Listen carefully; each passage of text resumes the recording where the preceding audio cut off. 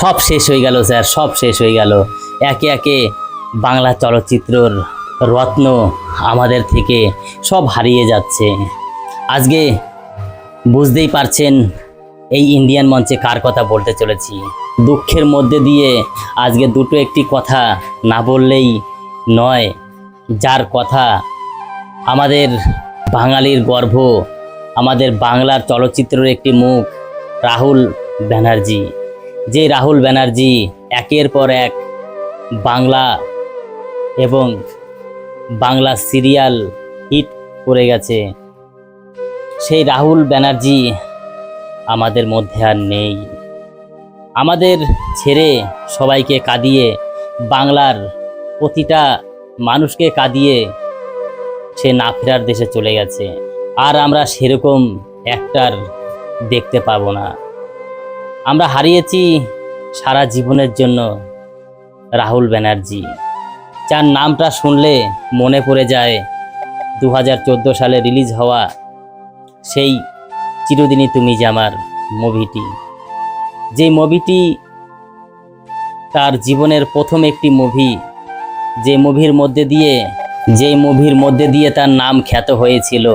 এই চিরদিনই তুমি যে আমার বইটি এমন কোনো লোক নেই যে দেখেনি।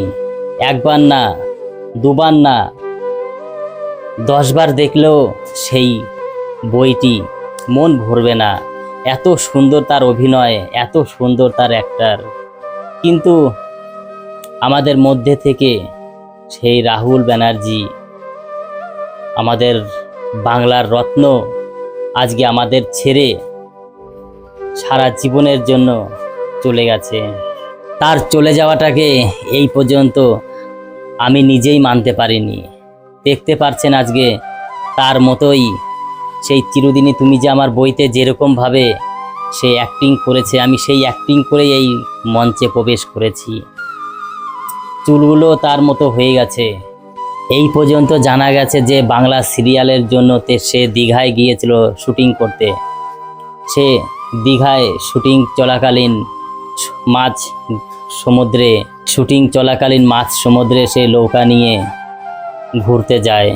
সেই ঘুরতে যাওয়াটাই তার জীবনের কাল হয়ে দাঁড়ায়। সে ঠিকঠাক সাঁতারও জানতো না। সমুদ্রের ভিতরে পড়ে সে তলিয়ে যায়।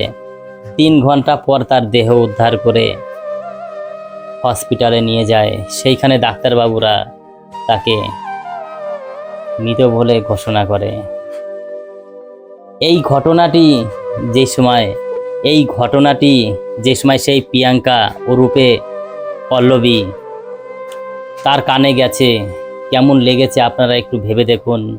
তার পরিবার রয়েছে, সন্তান রয়েছে, তাদের কি অবস্থাটা হবে? তারা এই ঘটনা শোনার পরে তারা কি ঠিক আছে? এমন একটি জলজান্ত একটি প্রাণ আমাদের ভিতর থেকে চলে গেল। কিন্তু আমরা বাংলার প্রত্যেকটা মানুষ তাকে ভুলতে পারবো না। আমাদের প্রত্যেকটা মানুষের হৃদয়ে গাঁথা থাকবে রাহুল ব্যানার্জির নাম। রাহুল ব্যানার্জি আমাদের ভিতর থেকে যায়নি। আমরা তাকে সারা জীবনের জন্য মনে রাখবো। তাকে আমরা কোনোদিনও ভুলবো না। এখনো পর্যন্ত প্রতিটা নিউজ চ্যানেল তোলপাড় হয়ে যাচ্ছে যে এমন একটি ঘটনা, যেই ঘটনা আমাদের সবাইকে কাঁদাচ্ছে। এই ঘটনা খুবই একটি দুর্ঘটনা।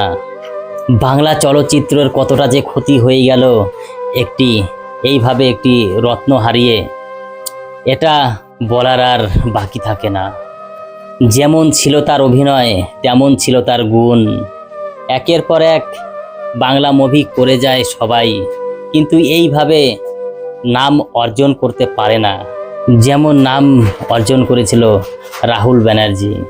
তাকে আর আমরা কোনো বইতে, কোনো মুভিতে আর দেখতে পাবো না। এমন একটি শিল্পী, এমন একটি অ্যাক্টরকে চলে যাওয়াটাকে আমি খুবই দুঃখজনক বলে মনে করছি। তাই স্যার, আমরা সেই রাহুল ব্যানার্জিকে আমরা কোনোদিনও হারাবো না। আমরা যেমন ভালোবাসছিলাম সেমনই ভালোবেসে যাব। আমরা তাকে কোনোদিনও ভুলতে পারবো না। কিন্তু আজকে এই ইন্ডিয়ান মঞ্চে তাকে স্মরণ করে এমন একটি গান গাইতে চলেছি, যেই গানটি শোনার পরে আপনারা খুবই কষ্ট দুঃখ পাবেন, তাও আমি আজকে এই মঞ্চে গাইব। তারই মুভির গান চিরদিনই তুমি যে আমার, পিয়ারে পিয়ারে, এই গানটি, যেই গানটি একসময় খুবই ভাইরাল ছিল, এখনো ভাইরাল আছে। পিয়ারে পিয়ারে গানটি আজকে ইন্ডিয়ান মঞ্চে গাইতে চলেছি। গানটি ভালো লাগলে আমাদের সঙ্গে থাকবেন। নমস্কার। পিয়ারে পিয়ারে